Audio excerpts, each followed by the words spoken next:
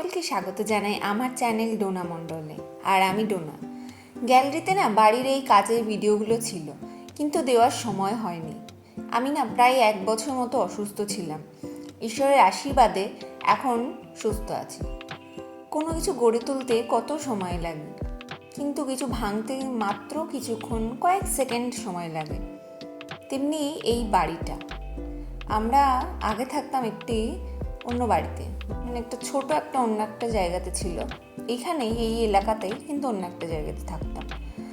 আর সেখানে আমি আমার জীবনের প্রায় 18টা বছর কাটিয়েছি।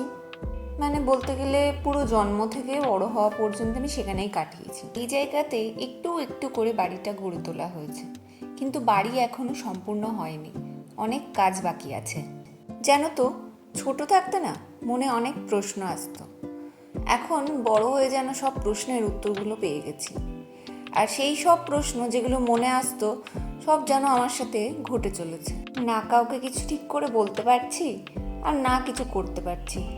আচ্ছা, তোমাদের কিছু কথা বলার হলে কাকে বলো? আমার তো কপালটাও খারাপ।